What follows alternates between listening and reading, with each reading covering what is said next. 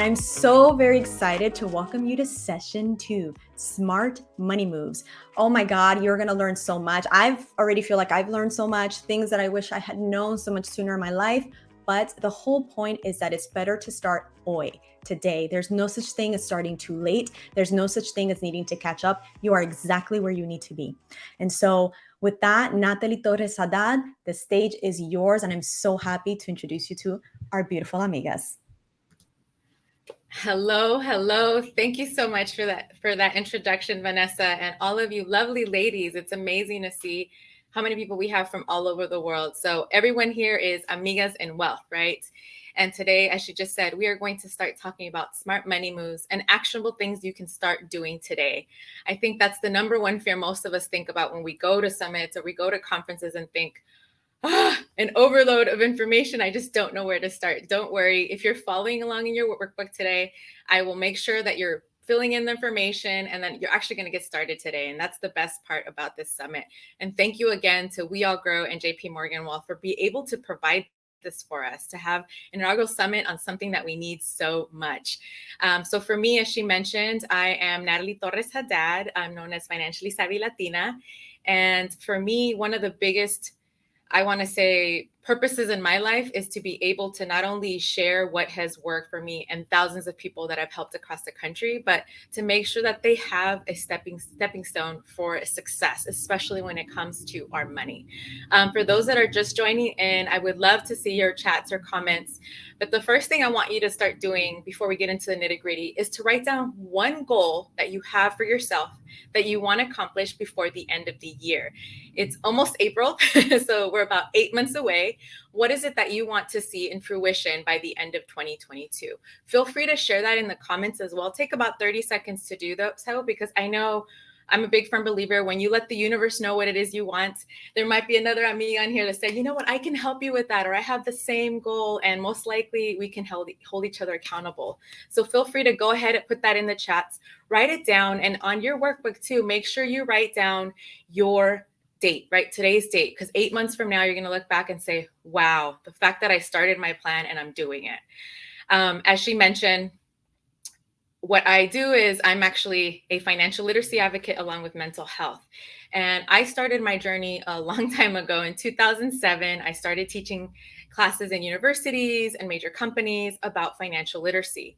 And that actually became something that I've been doing now. I'm 40, so it's been a long time. And one of the things that I've come across is doesn't matter if you're first generation, if you're immigrants yourself, if you're just trying to figure out what the next step is, it can be pretty daunting and overwhelming, especially because financial literacy is an evolving language. I call it a foreign language. And many of us here probably speak more than one language, and we understand that you just can't finish with one thing and say, oh, I got this language down to the T. Well, guess what? New terms come out, new products come out, and obviously it's something that we need to learn, not because it's just something that we're learning our own, but we're probably the first in our family to do so. A little background from where I am from: I'm Salvadoreña. I was born in El Salvador and raised in Los Angeles. I'm an immigrant refugee, so the majority of my family fled during the Civil War, and that meant I still, till this day, struggle sometimes, but with the challenges of coming from a place of scarcity and fear. And as you've been listening to these women talk about their experiences with money, a lot of that has to do with the lack of it, right? And so if we're not coming from a place of abundance, it's really hard to say, oh, I'm going to get started on making some money moves when there's always this fear that there's just not enough, right? And so I've worked on it and still working on it. And I always say it's something that you could just never get over. But because you are part of this community, we have women and everyone here that is not only going to lift you, but give you those proper tools that you need. So for me, being able to represent Central America, just Latinas in general, has always been an honor, but has been very scary. And so what I mean by that is, nowadays I love it when I see more women of color in this space. But for a long time, until this day, I still find myself on panels at conferences when I'm only the only woman of color. And it's still not only not good enough, but it also reminds me that we have a lot of work to do. My degrees are in finance and international business. I have a master's as well, and a PhD, going into a PhD program already accepted for behavioral economic. And I constantly see the lack of representation. So that means that the books, things that we learn within our systems, aren't catered to us, right? And so we need to make our way. And when I started doing that, I got not only the recognition because I'm bilingual, and for any ladies that are bilingual, that's a superpower, right? We All Grow always talks about the superpowers that we have. And so I'll talk a little bit more about how you can hone in that, leverage what you do have as a skill set. And when I look back at my career, it's been ups and downs. Success is not just a straight line. It goes up, it has your moments. And those that have followed me have seen that I've gone through a lot of moments. Talking about my mental breakdown, my first TEDx talk, I explained the difference of not knowing what financial literacy. Although I had the formal college education, I felt there wasn't enough really a class or anything teaching about personal finance and how to balance my life. And I graduated with tons of student debt. I had over $40,000, and that was actually less than it would have been because I paid some out of pocket. And as a first generation college grad, I felt ashamed. I felt alone. I didn't know how to balance this debt and at the same time try to balance where I was going with the future that I wanted to have, right? A lot of you women here are not only possibly entrepreneurs or want to be soon, but you're multitaskers, right? You have different roles in your own fields, right? And so it's important to know that it can be lonely, but there is a path that you can take, right? So understanding your goals very clearly is something that we want to see. And as she mentioned, I'm going to scroll through the slides, and pardon for the technical difficulties. Thank you for that. I'm also a podcast host for Financially Savvy in 20 Minutes. It's a bilingual podcast. I'm an award-winning author, and I've been featured in many. And one of my favorites was an honor to be on Forbes article for being a trailblazer. And now when we see ourselves represented, we see more and more people speaking up for what we see the injustices that can help break not only the stereotypes, but we can help close the gender wage gap and understand that we can make the right money moves to be successfully, not only in our finances, but overall in a balanced way that we want our lives to be, right? So to get started on our workbook that we have, the first question I need to ask all of you, feel free to write it in the chats. Are you an investor? Are you an investor? Some of you are thinking, an investor in what? Just yes or no, right? A simple question. Many of people sometimes, especially women, shy away from this question and say no. Well, I have to ask you, have you ever had a moment where you gave someone money in your community, where you donated to a worthy cause, or maybe you put money into a piggy bank, or maybe you started contributing towards your retirement account? Or maybe you own a home, right? Look, I love it. I see so many women saying, yes, I'm an investor. Yes, yes, yes. And some not yet. Guess what? As I'm mentioning these things, you are an investor. The fact that you're here at this summit today, you invest in yourself. That means you invest in your family, in your community, and then you'll make great strides to help so many people along the way. And the reason why I ask you this question, I want you to start every time someone asks if you're an investor, say it proudly and think it, because the more you say it, the more you know that you can do this. You start making decisions like an investor. It's no longer, shall I do this? Or maybe I can't do this, or I've never done this before, or this is overwhelming. Believe me, all those fears are normal. All those doubts can play, but knowing that you can make those right decisions will get you along the way. And if you're thinking, okay, now where do I start? Well, there's just so many different forms of investment. As you've heard throughout today, we have people going into what it is, these investments. So this is my one-pager checkoff list where I love letting people know it's in no particular order. So some of you are like, oh yeah, I have one down, or maybe you have two, or maybe you're like, I have none. That's okay. This is just a healthy way to just kind of figure out where you are. So I always tell people, if you want to get to a specific point, right, whether it's a goal or a destination, or maybe you have a dream to owning your own home or helping your parents with their retirement, well, you need to have a map, right? So you need to know where your starting point is. And if we go through the line, you can see that these are things you should have in place. If you don't have it, it's okay. This is why you're here, because you're going to start doing this. And I look forward to hearing about your journey. Please make sure you tag We All Grow, as well as JP Morgan and hashtag Amigas and Wealth, because that way we can see what your progress has been. But the first one, as you can see, is a will or living trust. Now, I know a lot of us, especially immigrants or first gen, we're like, what is that? And so it's really having a tool in place in case something happens to you. And I know so many of us have gone through such a difficult situation with maybe the pandemic, maybe you've lost a loved one during this time, and you've seen this happen when someone passes away. There isn't anything in place, so people don't know what finances are available, whether there is anything to pay for funeral expenses. It can be a real toll on us on what it is that we need to do, right? So having that just in a formal place, it really helps. Also, obviously, this is on your, someone's asking, yes, this is all on your workbook. If you are a parent, if you are a spouse, if you're someone's depending on you to help take care of them, right? This is a great form to make sure you have that available and you let your family know where everything is when it's needed. Life insurance is another one that you can have if you haven't had that set up for you. What type of tax planning are you dealing with, right? All this information I'm giving you is educational information, of course, because I'm not your financial planner, but that's the wonderful thing. You're going to have JP Morgan wealth managers after this. Advisors give you tips. So make sure you put in those questions so we can make sure we answer them all. And then also, do you have a retirement account that you started? If you heard the previous sessions, hearing the women talk about, well, do you have a 401k, or if you're self-employed, right? So here's another thing that you can check off. Have you started investing in stocks, right? Or I didn't put crypto, but there's just so many different products that you can put in this category. And this is, once again, a general way for you to be like, okay, I'm starting off with this. And the next one is real estate investments, which I'll talk a little bit more about. Like, people are like, where am I starting with this, right? And so whether it's a rental property or a property of your own, right, of where you're living in. And then I put in emergency funds, because that is something that really can help you in so many different ways. How often have it either happened to us, or we know it's happened to a loved one, where you get sick and you no longer can work, or you have to deal with maybe unexpected emergencies that come up. And we know during the pandemic, we saw that happen too often. Having some kind of form of an emergency fund can help you deal with some of those strains. And also, in case you do lose your income, it's suggested to have 6 months of your income, that salary, saved up. However, I know a lot of people can be like, that's really overwhelming to think about. There's no way I can do that.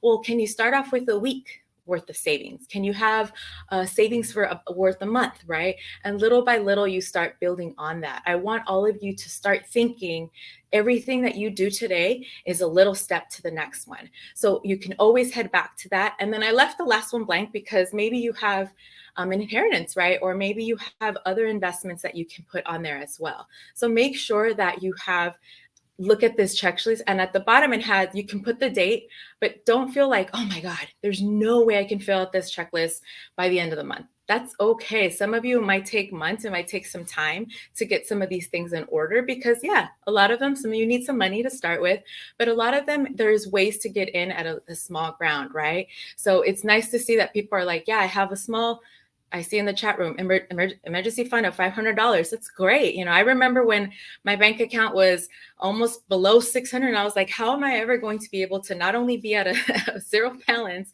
but then start saving? You have to start somewhere.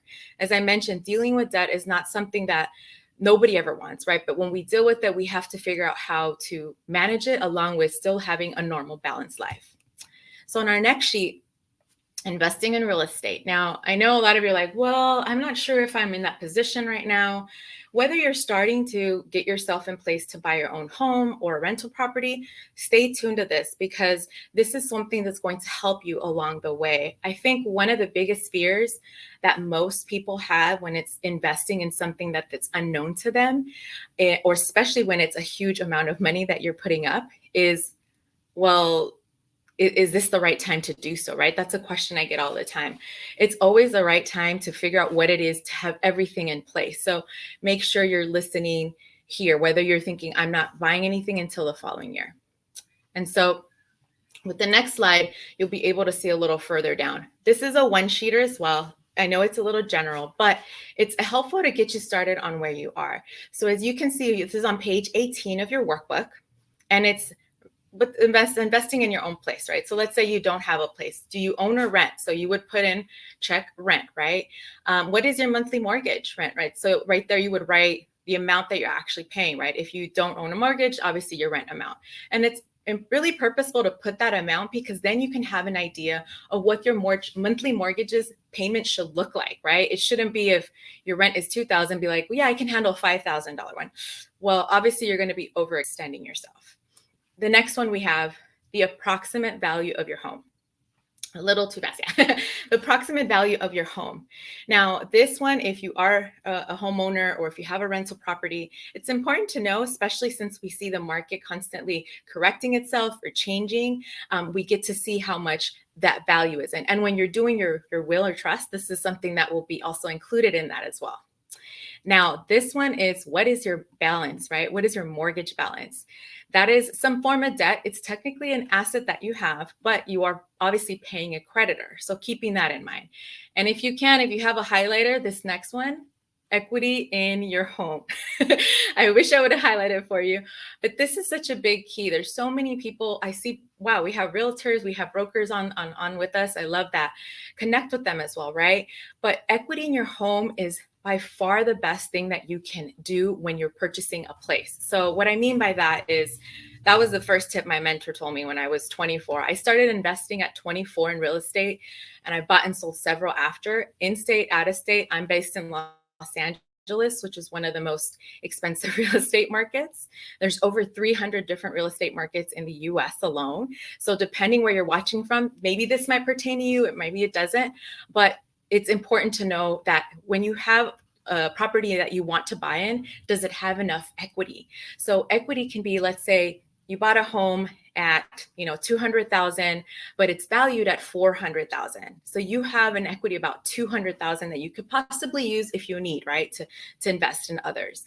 The equity in home is crucial because oftentimes, especially Black and Brown communities, we're not only susceptible to predatory lending, but what happens with that also is I see this often too much, where people said, oh, I bought my first place, or I bought my first rental property. I put very little down, right? They said, maybe I put 3% down or 5% down. And the difficulty with that is that means they're pretty maxed out, and that loan is only covering the percentage that's available to them, right? So instead of putting 20% down that you're building some equity, it makes it a little bit harder. Another thing that I've seen, especially right now that we're seeing this correction in the economy as far as the real estate market goes, is that if you buy a home that is a fixer-upper, that's a great way to build equity in a home, right? So you don't necessarily need to find a move-in already place, but you can always build that equity within your home. So make sure you highlight and think like, whenever I buy a place, you want to buy low and sell high, whether you're holding it for a long term or not, right? And that was, I think for me, with the first few properties was so helpful, is that I bought at the right time when it was low. Right now, in the last couple of years that people have bought a property, they might be in for a rude awakening soon because they bought during a seller's market, right? Where inventory is a little low and people are overbidding, depending where you are. And, we see the waves of people moving to different states because they're looking for something less inexpensive. Now, if you're a city like I am, where it's like, $500,000 for a small little real fixer upper, it's best to try to find something out of state. And that's something that's really helped me not only find my first property that was out of state, it was a lot less inexpensive. I didn't have to worry about putting, $100,000 just for the down payment. Literally $100,000, actually, I could buy the whole place free and clear. So you have a little bit more options, and working with, within this group of other women that can help you is a way that you want to go. Now, the next thing on there is the length of the loan. Just in any type of place that you're getting a loan, whether you're getting a student loan, a credit card, a personal loan, a car loan, whatever it might be, especially for a home loan, read the fine print and knowing what the length of the loan is, right? So some of you are like, oh yeah, I've heard there's 15-year mortgages and there's 30. There's pros and cons to both, right? So if you're getting a mortgage for, let's say, for 15 years, chances are your interest rate might be higher, will be, and you're also going to be paying higher payments. However, you'll be paying it off quicker, and most likely you'll be saving yourself hundreds of thousands of dollars, really. And for me, that's what really helped me along the way. With some that were 15-year place, I paid them off in 8 years, right? So there's a way to make sure that it works for you, but understanding the length of the loan will tell you how much you pay in the long term. Now, another one is an investment. What's your interest rate? What is your interest rate? I cannot repeat this enough. read the fine line whenever you have a credit card or anything. What is the interest rate that you're paying for, right? So there's a difference between the fixed and the variable. So the fix is what it sounds like. It's what you get locked into when you get that loan. So for just knowing that you don't have to worry about unexpected costs, just knowing that that is the rate that you're paying for the life of that loan, whether it's 15 or 30 years. The variable rate can fluctuate. That's literally the word, variable, to move around. So depending on the market, depending if there's inflation happening, sometimes we see people struggle with this. And in the 2008 market crash, that is something that was one of the scariest things that I saw. My colleagues around were dealing with foreclosures and losing their places because they couldn't keep up with the variable rate that they were locked into. So it's really important to have an idea of what it is you do. And as the bottom, I put second rental property. So some of you, you're like, oh yeah, I have my home or I have my first place. Start putting your second place, maybe the address, the time frame, or you're planning to buy this by the end of the year or the next 2 years. When you look at this sheet, I want you to understand that sometimes this can take months, sometimes a couple years. And what I mean by that is don't get discouraged. Too often, especially Latinas will tell me, I got rejected. I thought I had a good credit score, but it turns out I don't have enough for a down payment. Or my down payment was good, but I just got a new job and now my 2-year requirement, I'd have to start all over again.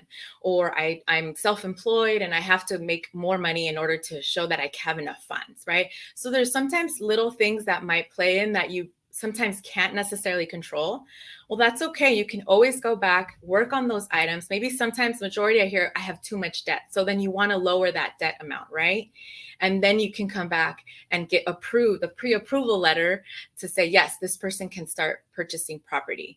And I think one of the biggest things, if you don't give up, you go back and see, and then obviously connecting with We All Grow for other women to help you along the way, because you have to stay motivated.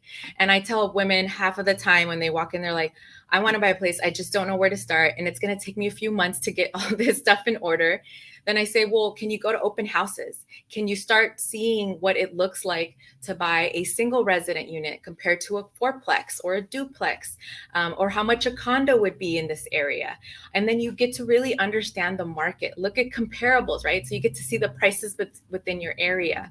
So the whole point is that you're immersing yourself into this new language of real estate, right? There's so many different forms of investment. And this is what you're going to be hearing all day, right? That you can choose to invest in stock. You can choose to invest in real estate or other forms of tools that you have set up for you. But knowing that it is an evolving language and that you're going to figure out, okay, what's best for me? And the next page, we have, I wanted to put this and not to freak you out because you're like, oh my gosh. But I'm the type of person that if it's going to rain, if there's a storm coming, I'm going to tell all my amigas, get your raincoats, get your umbrella, get your shoes, get ready, and have your backpack full of money. So when I see stats that are not only true to what's happening around us, it hopefully allows us to be more aware of what to expect and what to make sure that we don't fall in place of, right? So here is a stat that came out. It's 22% of US are late in paying their credit card bills. Now, this is based on the end of 2022, right? Since the pandemic. And the source is great. You can actually see Mount St. Mary's. They come out with this report every year. It's basically a state of the women. It's Center for the Investment for Women. And I love that they break down by categories, by industries, and really how it's affecting women. But so many of us sometimes don't know how to handle credit card debt, or don't know that there's ways to find out a lower interest rate, or how to make sure that we're getting the best points for what we're using in our money, right? And so how we're paying it on time will make the world of a difference. Oftentimes, I speak to a lot of college students as well, but many times when they just start off with their credit card, they say, well, I couldn't afford to make this month's payment, but don't worry, next month I'm going to double the payment and I'll be okay. And I always say, no, you have to stay consistent. If you could only pay the minimum amount, then do that. Ideally, you want to pay off your credit card at the end of the month, because maybe that's a key that you're overspending, but making sure you're consistent, because that's actually going to help boost up your credit score.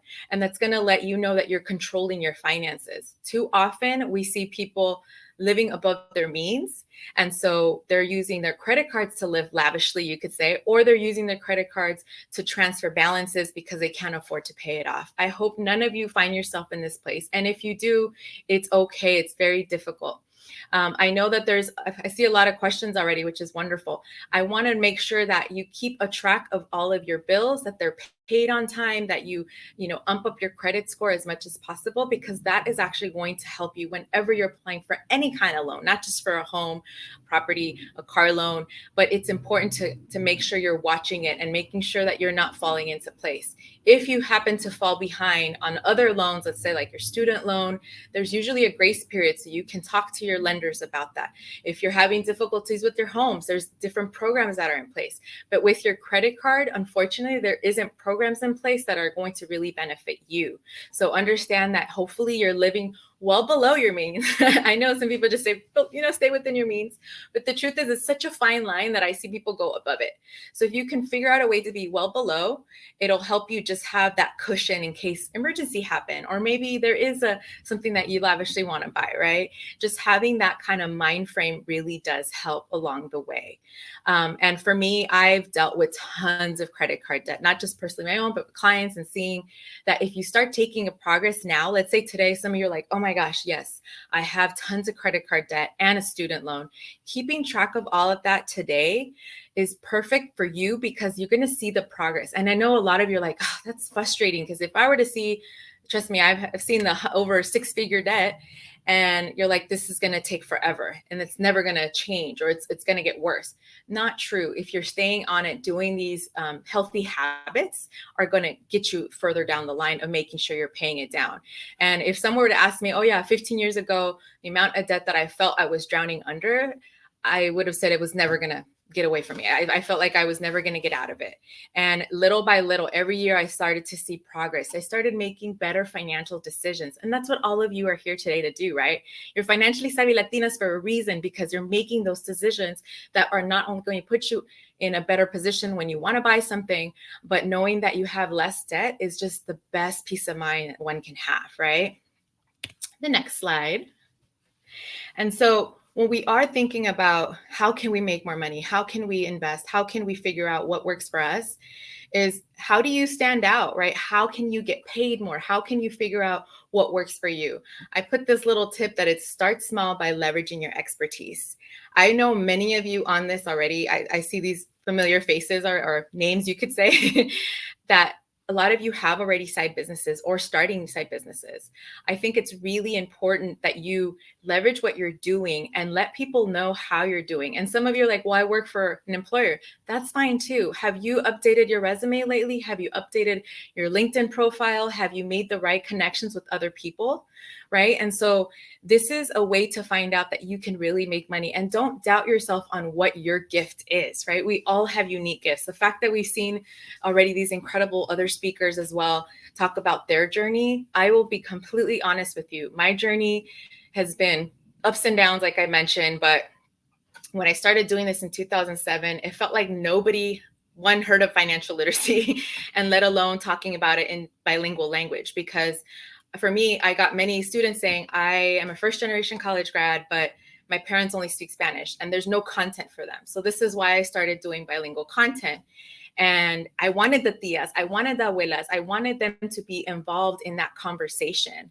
I at home was lucky that I got the message that education will help us, but we still need to figure out a way to share that with our comunidad, right? With our community.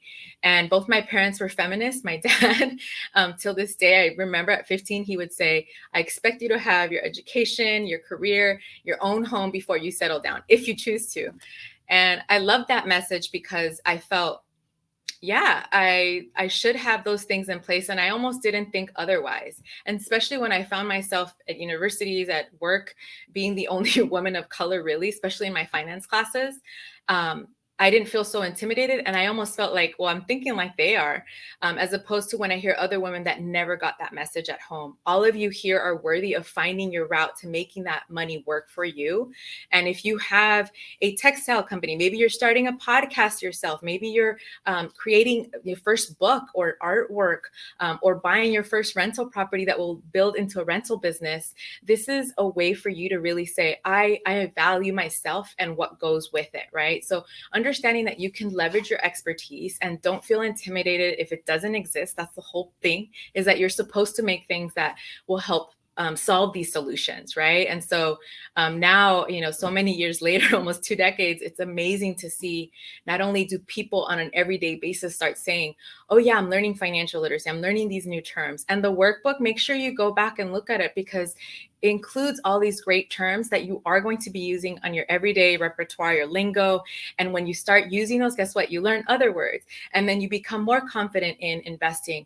And your first property, I'll tell you, can be daunting, but it gets easier. And sometimes you have like moments where you're like, this is really hard. And that's okay, because you're learning and you're expanding, right? Your mistakes will let you know that you are growing, right? That you are learning and becoming better.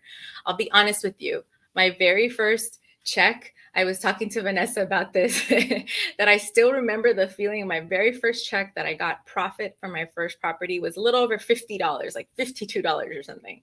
And I remember thinking, oh my gosh, after paying the mortgage, after paying utilities, the upgrades, things that needed to happen, I knew I would always have at least $50 a month in profit. That was at least, right?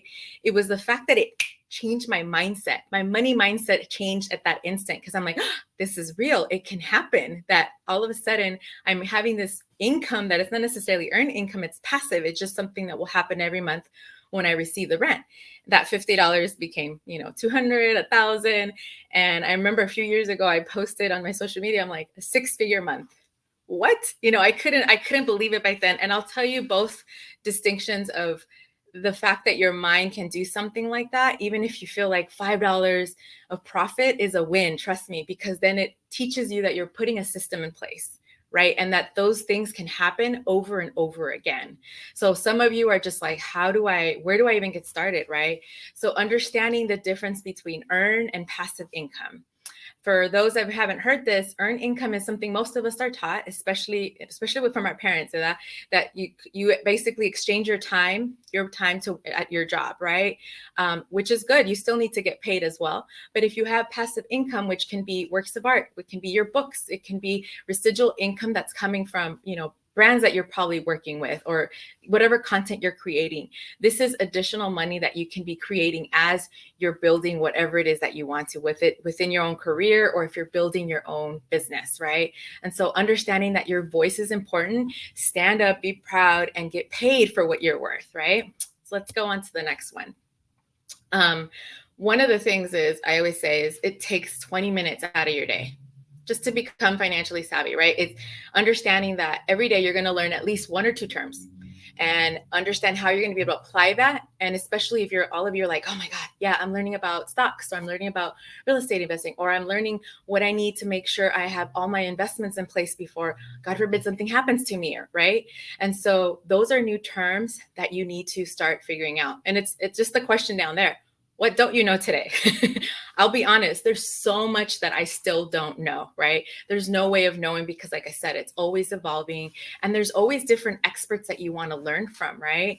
I always say word to the wise. There's a lot of information out there that's misjumbled, but I love looking and working with people and looking up to people that have been, doing this for, if not a decade, at least a couple decades, that have really the expertise and basically the credibility and backup that, oh, they know what they're doing, right? Don't go to fulana, to your aunt, or something. Oh yeah, that didn't work for her. Don't invest in this property because it's a bad neighborhood, or chances are they didn't do something right, or they didn't understand. Oftentimes, I sometimes hear people say, there's no way I can invest in where I would like to, right home. Well, can't you invest somewhere else that might be less expensive and rent where you need to be at the moment? There's always a way to find what will work for you. So yes, I love how people are saying, yes, multiple streams of income are key. Absolutely. Now, on the next one, we see what we start learning today is there is a lot of information out there. So I want all of you, although I can't see all of your beautiful faces, this is a breathing exercise that I want to say on the real. I think I do this about, if not every day, I do it at least twice a day sometimes, depending on what I'm doing. If I'm paying my bills, if I'm making financial decisions, it's overwhelming sometimes. Somehow we bring this natural adrenaline and rush to just thinking about money. As you heard earlier, the speakers talked about as well, is the traumas that come from dealing with money. And for many of us, like I had generational trauma, especially as immigrant refugees. There's a lack of scarcity, of fear. And so it's something that unfortunately plays a role into what we're making decisions. And if we're not coming from a place of mindfulness and being rational, guess what? We start making irrational decisions and poor financial decisions. I've been very honest, those that follow me, when I had really difficult times, if I've lost a loved one, going through something, I deal with depression, different things. I figured those are the moments that I have to be careful, extremely careful when I'm spending money. We always hear the term retail therapy. It's not real therapy. That means you're avoiding what you need to start facing, right?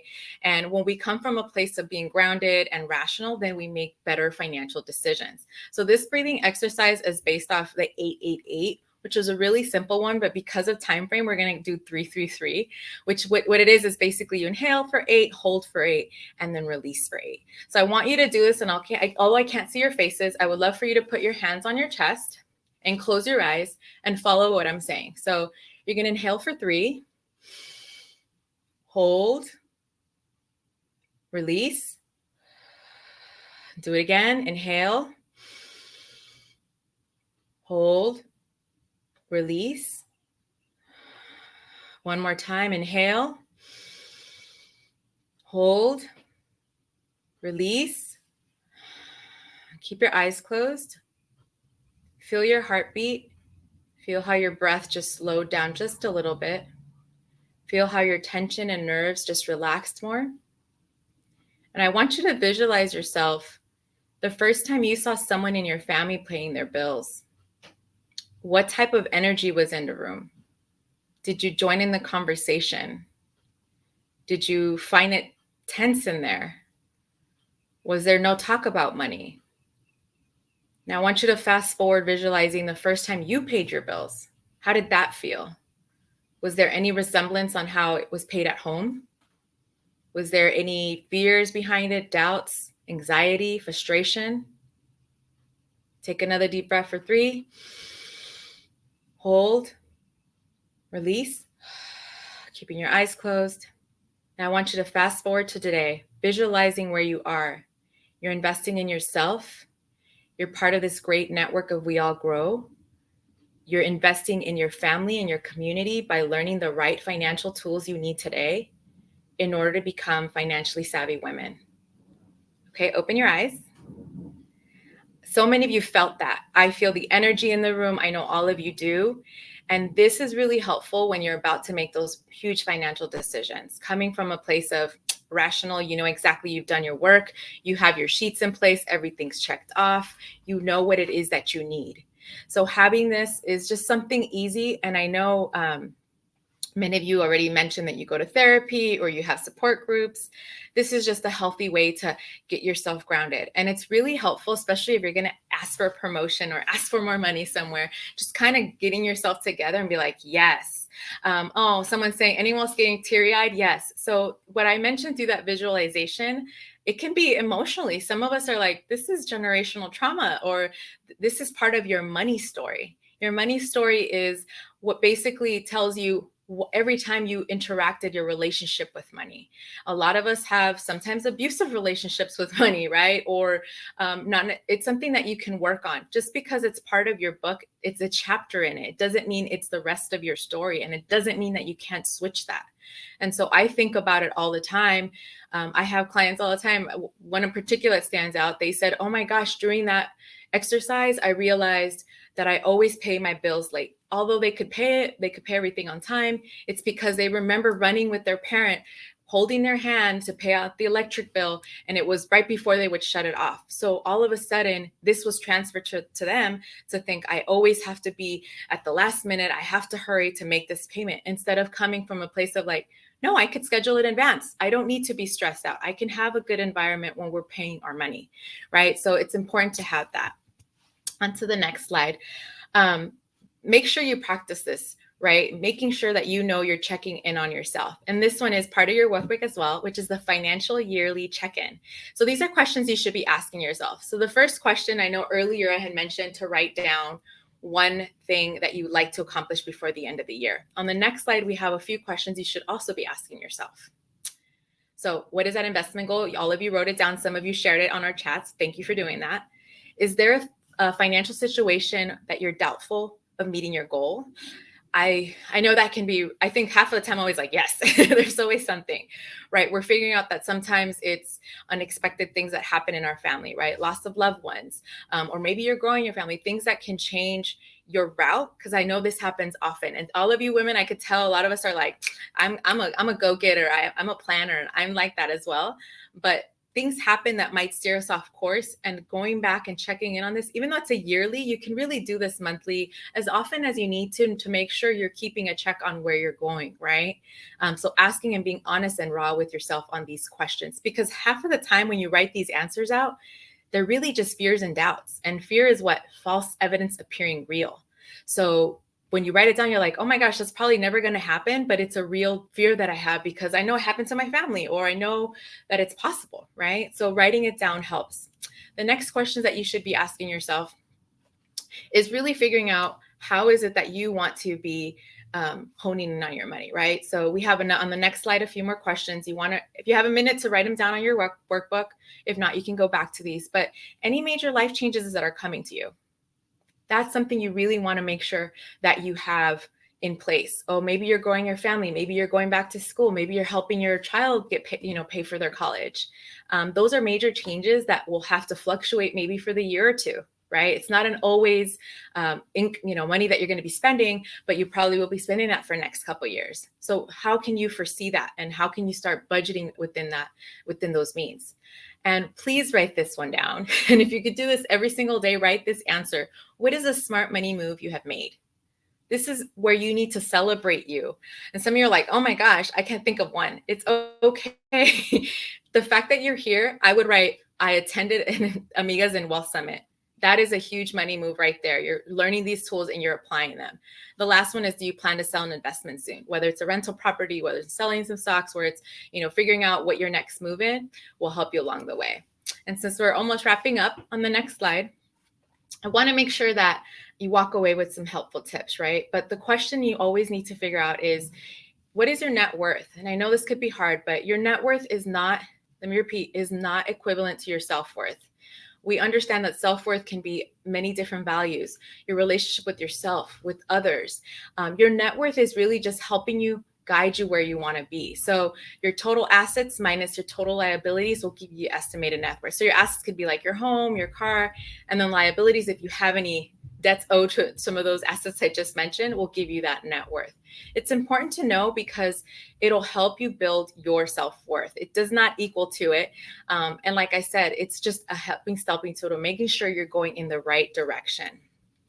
And then next, not last but least, but we're going to talk, or not least but last, we're going to talk about some tips that you should have for yourself as you're making these financial decisions. On the next slide, you can see not only some things that we went over today, but you're going to hear this often throughout the summit. And I hope that you take account and own up to your skills, leverage your expertise, right? Focus on having some of those savvy habits, right? Breathing, exercising, making sure your checkoff sheet is complete, what it is that you need to do to have in the next plan. And the next one is, we as Latinas can target multiple markets for investments based on our language and culture. This is key. We all have, even if you only speak one language, we have a connection that you can help people make not only great money opportunities, but you can build on that and profit as well. And I think that is so important to see that now corporate America, we see equity inclusion programs. So there's a way to make sure that we're also capitalizing and doing well to help our communities. And I wanted to mention last, there was an interview I was recently in for the magazine Real Simple that I had mentioned Ana Flores, the founder of We All Grow, because I thought she was one of those great examples of what a role model looks like. And all of you, there's moments when we don't want to share our mistakes because we're afraid that not only will people judge us, but will think less of us. The truth is, no, feel free to share that, because hopefully you will teach them not to do that or repeat it. And for me, this is one of the reasons why I do what I do now. It took me about 8 years to publicly tell people that I was investing in real estate, because I didn't know people would treat me differently. Half of the time, people would say, oh, really? You're buying that place and you're not doing it with a boyfriend or a husband or parents? Because I was doing this while I was single. Knowing that you can do it is possible. And if you don't find that there's people that you can emulate, be that person. Be the person that people can look up to. My abuela would always say, nosotros somos los sueños realizados de nuestros antepasados. So we are our ancestors' wildest dreams come true. And I believe that so much. Today, the fact that I'm part of this incredible summit is proof that we all need to be able to share our gifts, to be able to profit well from it as well, because that's how we can also reinvest in our communities. So I thank you all, and please keep us, make sure you use that hashtag and let us know what your journey's like. But thank you so much for having me here today. Wow. Natalie, beautiful. Can I tell you that it's been a long time that I thought about what it felt like as a child seeing my parents pay their bills. And that for me was really moving. So thank you so much for taking us through this journey. I'm very excited about our next speaker and this session. Make your money work for you. We always want to know, how do we leverage what we've invested, or how do we leverage what we have in order to make it work for us? So I'm very, very honored to introduce you to my incredible amiga, Julie Alma Taveras. Julie, the stage is yours. Hello. Hi, everyone. Thank you so much, Vanessa. And thank you, Ashley, for translating this session. I am so happy to be here with all of you. Thank you to We All Grow, to JP Morgan Wealth Management for hosting this amazing event. I am just going to give you a heads up that I live in the Bronx in New York, and you might hear things, you might hear noises, but listen, this is city living, right? And nonetheless, I'm so happy to be here to share the things that I've learned in my life so far. I started investing when I was 19 years old, and it was very, very interesting. I'll share like a little bit more about that in a second. But before any of that, I was born in the Dominican Republic to two amazing people, my mom and my dad, who were madly in love and had no money whatsoever, but really decided to make a change. And they decided to come here to the US and build a better life for themselves and for little me. And I'll show you guys, just because I had it recently, here's a quick little picture of me and mom that I love so much. This was around the age where our family was actually separated, because when, many of you out here might be immigrants, right? I'm an immigrant, or you might be first generation, and a lot that comes with that is separation in our family, and that tends to cause a lot of trauma, and that trauma can really kind of keep us and carry us in many different ways throughout life, and it could be a very hard thing to deal with. But besides talking about thinking about the effects that trauma has on us, we also want to think about the reason why we're doing what we do. And I remember growing up in Brooklyn, New York, and my parents noticing that making $4 an hour really wasn't going to get them very far, right? So they decided to become entrepreneurs. And I know many of you here are entrepreneurs. Shout out to the We All Grow team for creating such a beautiful community of entrepreneurs. And so they started their own business and they started working together. And for me, that was such an impactful thing to see growing up, because it just really proved to me how important community is. I know that oftentimes we like to think about our own accomplishments and the things that we do, but the truth of the matter is that none of us are self-made. We all are community made. We are made because of the things that our parents have taught us, our aunts and uncles, our cousins, our peers, the books that we read that have been written by experts. Those are all the things that make us the people that we are today. Those are all the things that make us knowledgeable on different topics, right? And so that was one of my first sort of inspiration and things that I saw growing up when it came to money, because they decided to take a risk on themselves, right? To take a risk, and they had 2 young children at the time that later became 3 with my 2 sisters, and they went for it. And I share that because I think it's a really important element. Risk is a necessity in life. We have to take risk. We have to get comfortable with taking on risk.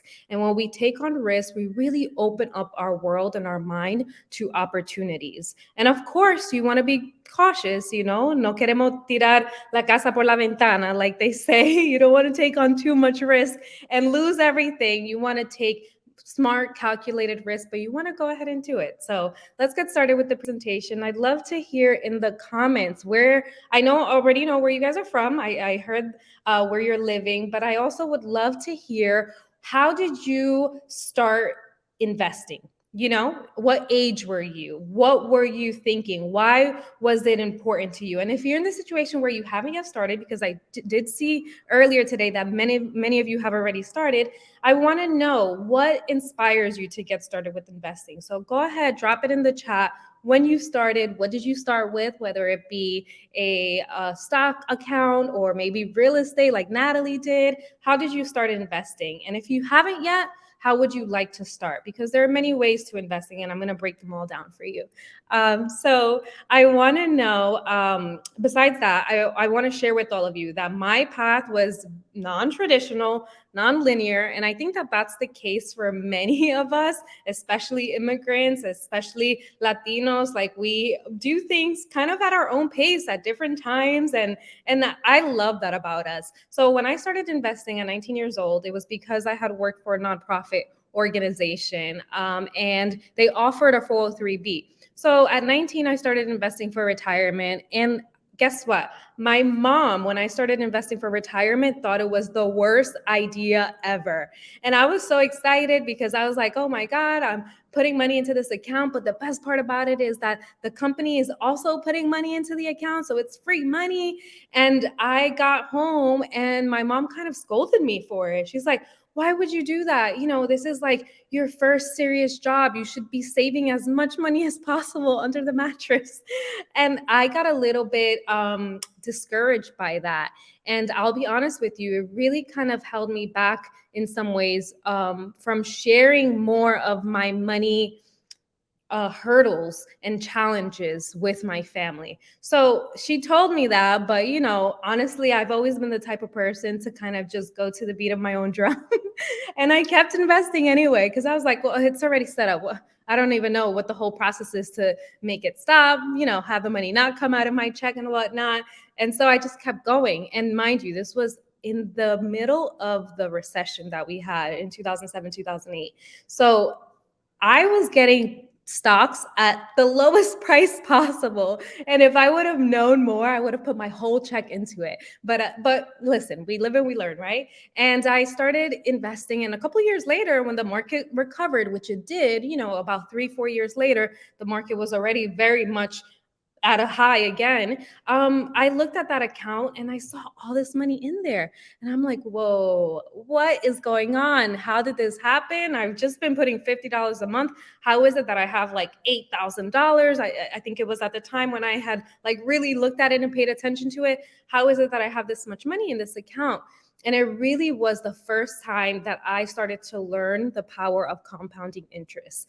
And that was an eye-opening moment for me, because what I thought was, hey, if this is how much my account is growing in there, how much more money can I put in, right? I like this. I like how it's going. And I kept investing. And that was a really cool thing that I did at a young age that years later would affect me and put me in the position where I had a lot of flexibility to do things that I really wanted to do, especially when I wanted to make a career change. But I will also tell you that I went to the High School of Fashion here in New York. I also went to FIT. and I studied design and merchandising. I worked on runway collections with Ralph Lauren, and I was fashion obsessed. Okay. And I'm still kind of fashion obsessed, I will say, but not in the same way. I spent so much money on my brand new credit card that I had gotten. I was maxing those babies out by buying shoes and clothes and accessories and the newest and the greatest things. I got into so much debt, and it happened so quickly that I became very overwhelmed. I also became very depressed about it because, as I mentioned earlier, it was a little bit difficult for me to have conversations with my parents about money because of the judgment that I had faced the first time that I shared, something that I had done as an adult, right? And I kept it a secret from everyone, not only my parents, but my friends and my family. But I was really discouraged by it. And I thought, how did I get myself in this situation? I had done a couple of good things when it came to money. I started investing. And what I really had to do was reprogram my mind. And when it came to reprogramming my mind, I had to really kind of self-reflect and recognize the things that mattered the most to me. And I knew that this feeling of depression and sadness and, just like this wasn't right. I felt kind of crushed by my debt. I knew that it was an indication that something was wrong, right? So our bodies tell us these things. When you feel a certain way about something, it's for a reason. And so I decided to make a change. And the change didn't happen overnight. It happened very slowly. It took me about 2 years to pay off all the debt that I had. And this was all consumer debt because I had been lucky enough to go to an inexpensive school. And on top of that, my parents also helped and supported me. I had scholarships, and they bought food and they bought books for me when I needed those things. So I wasn't in the situation where I had all this student loan debt. I was in the situation where I had a lot of consumer debt. And so that consumer debt took time to get rid of, but I really started to recognize what were the things that were most important to me. And security was one of them. And being proud of myself was another reason why I started to shift my mindset around money. I wanted to feel proud. I wanted to feel accomplished. And it had everything to do with me and not anything to do with anybody else. But it really had an impact on me because I also wanted to make sure that my parents felt proud of me. And I think all of us can relate to that, right? Like, who's the person that you most love? Like, it's almost hard sometimes to pick between mom and dad. But for me, it's mom, dad, and my 2 sisters. Those are the people that I most love in the world. And I would literally do anything for them. Like, there is no amount of money that would hold me back from doing anything that I would have to do for them if need be. And so it was important to me to do that. And I just felt like I really wanted to be very strong and powerful, and spending nonstop on shoes wasn't going to get me that feeling. And then that's ultimately when I started, like I said, it was slow and steady to get out of debt. I had to say no to a lot of things. I stopped shopping for a full year. And even after that full year, I still had things in the closet new with tags. So imagine, I had a lot of stuff, y'all. If you follow me on Instagram back then, you would see it all. But ultimately, I shifted. And I said, okay, I've made some smart moves. I made a bunch of dumb moves getting into all this debt. So now how am I going to recover, right? And so that's where financial power really started to kind of like set in for me. And once I started to get out of that, once I got out of that debt, I was off to the races. I had already started increasing my 401k contribution throughout the years, but then I started opening also a brokerage account. So when it comes to the accounts that you have, let me see, I'm going to scoot over to the next slide. Maybe Mayra can help me with that one. If we can go to the next slide. Click. Okay, we'll get there in a second. But I want to talk a little bit about accounts because this is all about growing your money. You want to make sure that you're putting yourself in the position to have the accounts that are going to help you grow your money. So when it comes to the accounts, I had a retirement account, right? That was the first one, the first baby. That's the oldest. Then the next one that I got was a brokerage account. And then, and like I said, the order can be different for people. And after that, I got an IRA, right? So if you are just getting started, that can be a little bit of a template that you can use. You can open up a retirement account either through work, or if you're self-employed, you could definitely open one through your job, through your business. It could be a solo 401k or a simple IRA, because using your tax ID for your business, you can open up that account and start contributing to it. And the beauty and the things that I've learned over the years is you want to know what your limit is, what the maximum is for these accounts. And for a 401k or 403b, right now it's 20,500. Amazing. For an IRA, which is one that you would open, not related to any business or to any company that you work for, but just for yourself, is $6,000.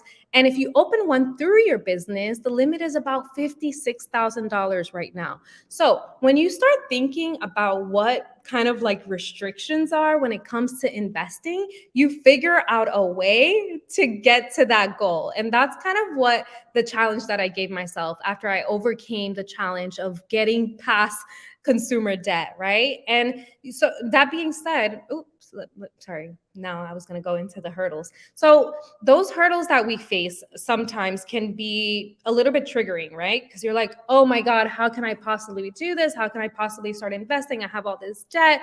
I have student loan debt, which is a huge thing. And I want to tell people that have student loan debt, listen, it's you and millions of other people in this country and even across the world that are dealing with this. And it's not an easy thing to kind of overcome. And obviously, this is something that's going to get into your budget because you got to put money towards that debt.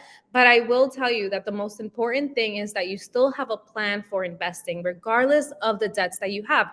Remember that even when I had consumer debt, I was still investing. Even if you have student loan debt, you still got to be investing.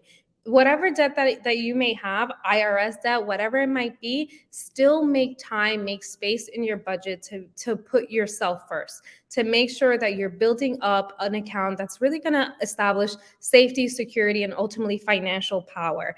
Being a caregiver is a huge responsibility that many of us have, right? We have to take care of our parents. Maybe our parents are now retired. My parents are somewhat semi-retired, and it's something that we feel, especially as immigrants, that falls on us when they don't have investment accounts or retirement accounts, which, my parents don't.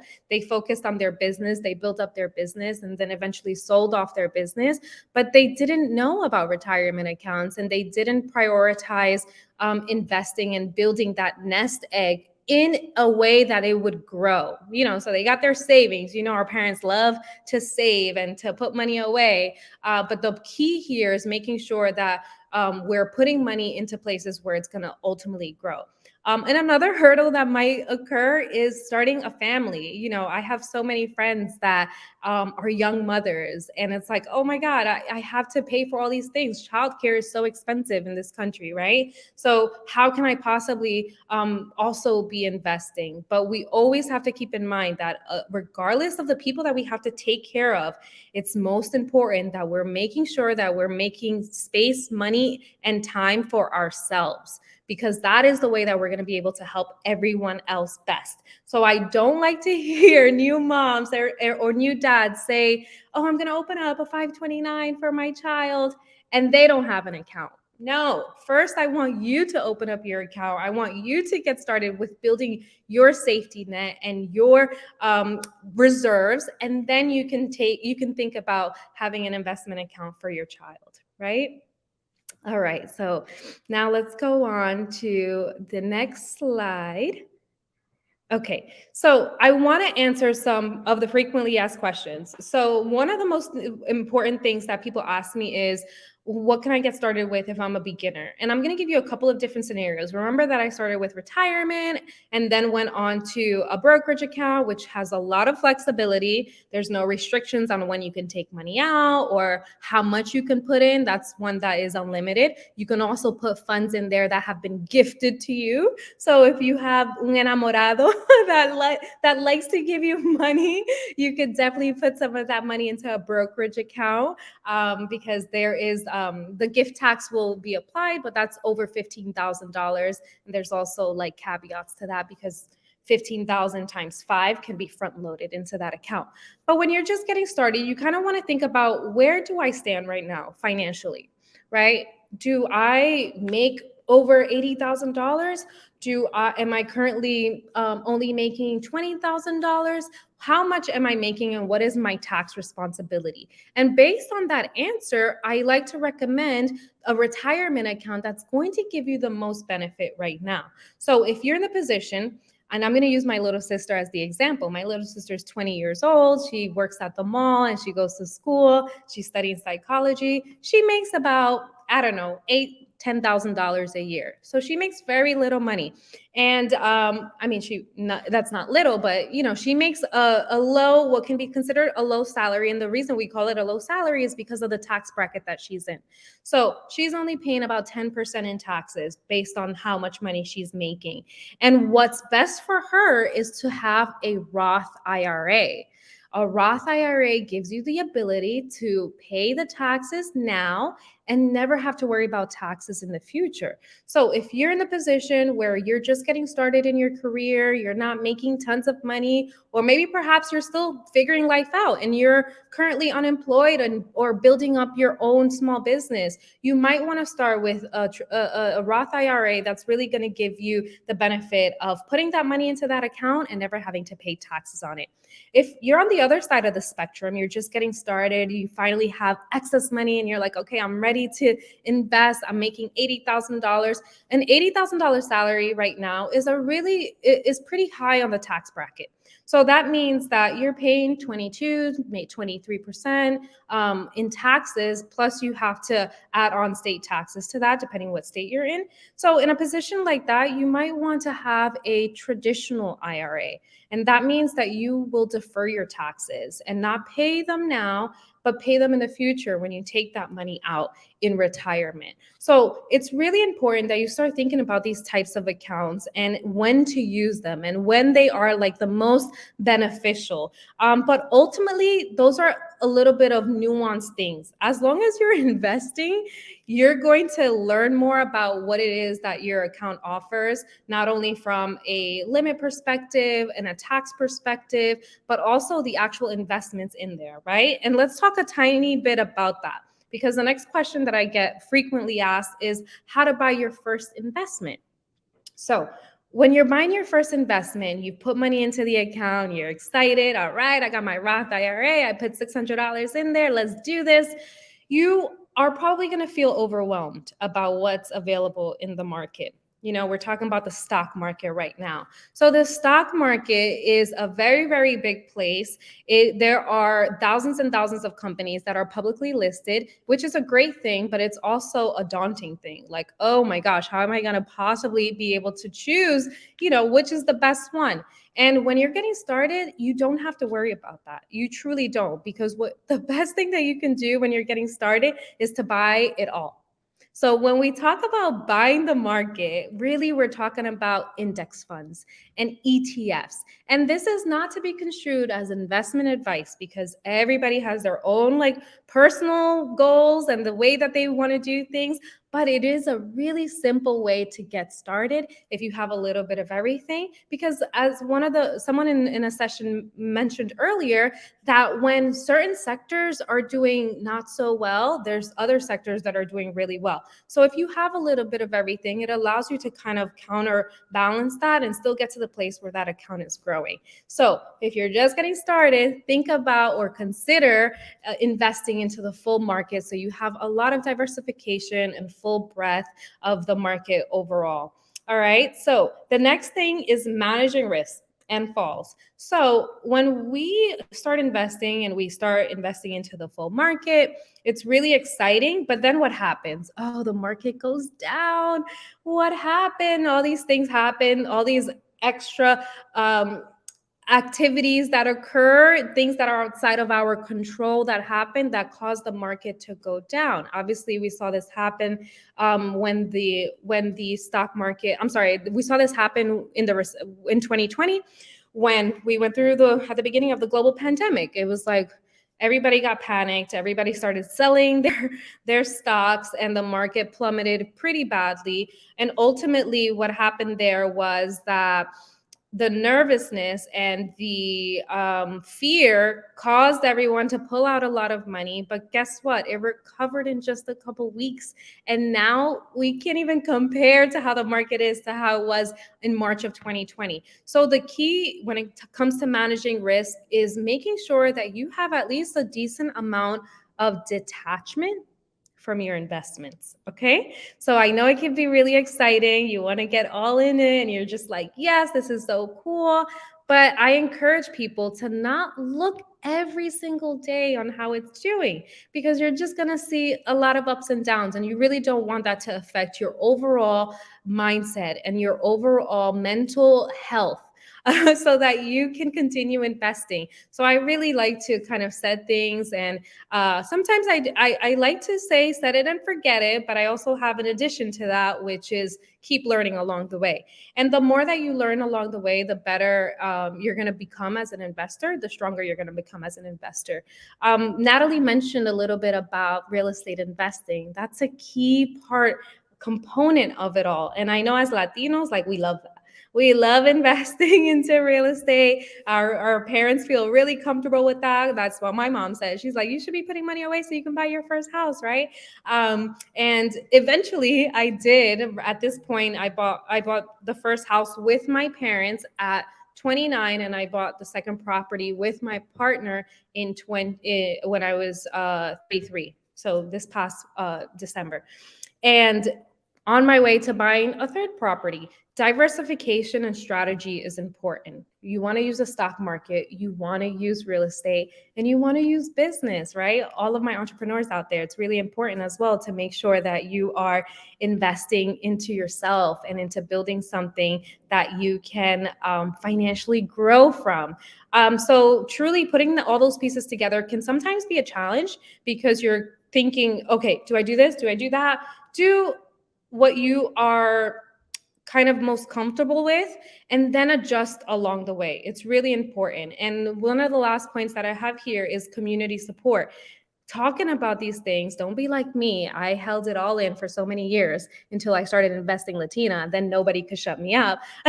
I held it in for so many years. I was ashamed of what I felt about money. I was ashamed of what I had done.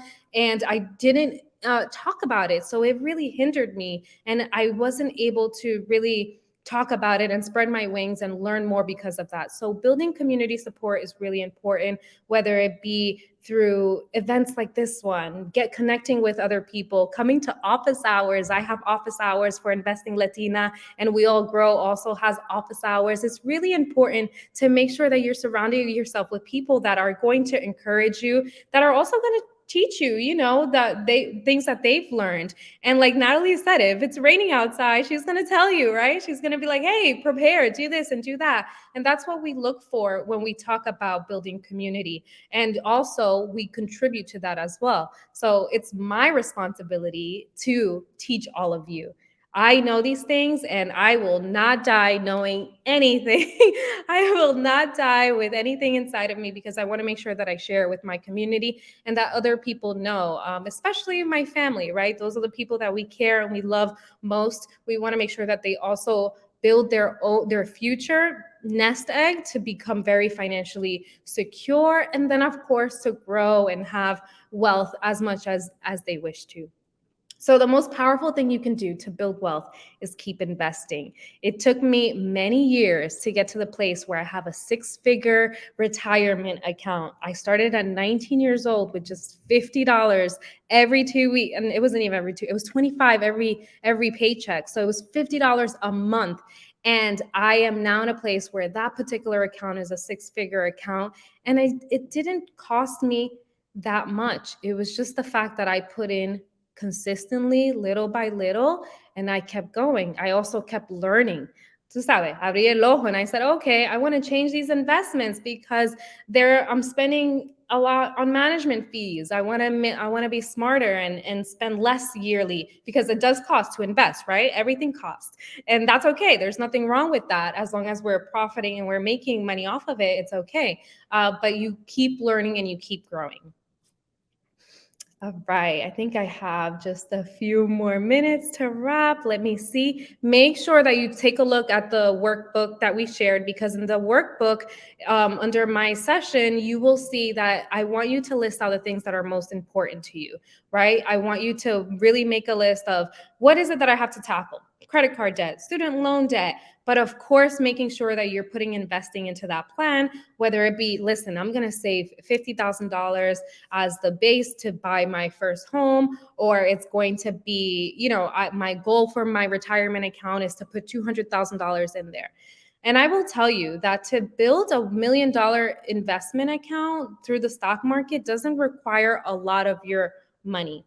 So you can get to over $1 million by just putting in $200,000 into the account, but you have to give it time to be in there. And that's why, as you've heard throughout the day, getting started as soon as possible is really important. And even if you have started, making sure that you're getting smarter and better and wiser, and that you're learning a little bit more every single day. All right, next slide. Okay, so here we go. Organize your money goals. You want to buy a house, you want to pay off debt, retire early, $1 million in net worth, financially support parents, which is like an honor and a blessing for me to be able to do. Kids college fund, of course, very important, or even just a brokerage account for them so they can build their wealth and spend it how they want to in the future. Those are all some ideas on goals that you can kind of think about, and also prioritize them in terms of what are the ones that are the furthest out? Because if you start thinking about the ones that are the furthest out, it kind of removes the pressure of having to be perfect, or, making mistakes along the way, because it's okay to make mistakes as long as you learn from them. All right, next slide. So 10 to 20 minutes of research is really all you need. That's how I started. When I started really getting into investing, I read a term a day on investopedia.com. I listened to stock market updates.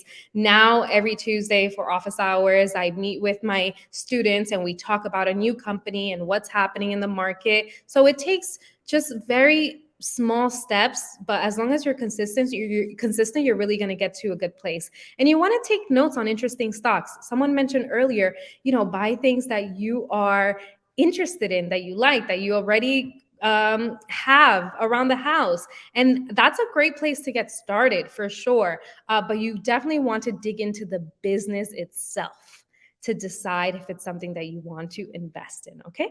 Build your real estate strategy and talk to others with similar goals. I might have just one last slide for all of you. And yes, here they are. So your yearly strategy should live on one page. That's it. Don't overwhelm yourself. Don't go crazy and try to do 10,000 things in 2022. Just make a list of a few things. Natalie mentioned earlier, one thing, right, that you want to do for the year, and make sure you do it. Set it and forget it, but keep learning, like I said, and adjust as times change, as new things develop and we have better technology, we have better products, better services.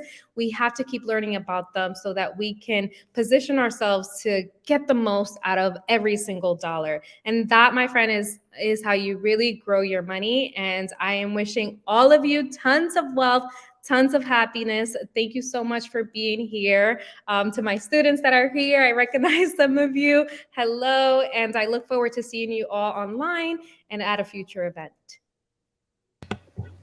Julie, wow. Thank you so very much. So many nuggets of wisdom. And I think one of the most important things is that it's okay if you're just starting today. And it's okay if you're starting with just $20. I had a similar experience. I had no idea what a 401k was. In fact, I was like, why am I letting somebody else take extra money from my paycheck? And I learned later in life through all of these amazing resources and partnering with women who know more than I do, right? Proximity is power. Now I know that investing is a long-term game. So delayed gratification, it's something that we must be very comfortable with. Thank you so much, Julie. Amigas, okay. Don't forget that we have one additional breakout session with our JP Morgan Wealth Advisors to help answer any questions that you may have. And it will occur right after this next session. So hold on tight because we will get to all of your questions.